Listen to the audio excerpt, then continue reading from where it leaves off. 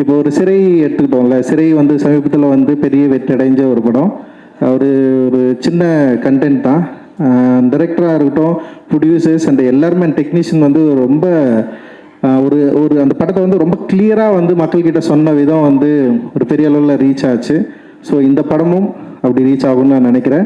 And Ajay Karthik ரொம்ப இன்டென்ஸாக இருந்தது உங்களோட ஆக்டிங் அண்ட் உங்களோட லுக் அண்ட் உங்களோட ப்ரெசன்ஸ்.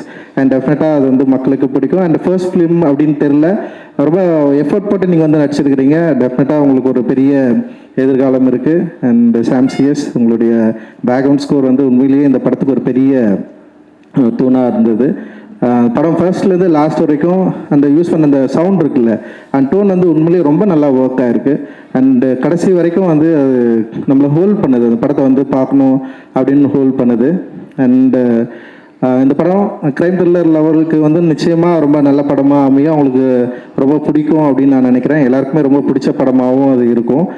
செய்திகளை உடனுக்குடன் தெரிந்து கொள்ள கீழ்கண்ட கேபிள் மற்றும் டிடிஹெச் நெட்வொர்க்குகளில் எம்நாடு செய்தி தொலைக்காட்சியை காணுங்கள். பாதகம் செய்பவரை கண்டால் நாம் பயம் கொள்ளலாகாது பாப்பா. மோதி மிதித்து விடு பாப்பா, அவர் முகத்தில் உமிழ்ந்து விடு பாப்பா.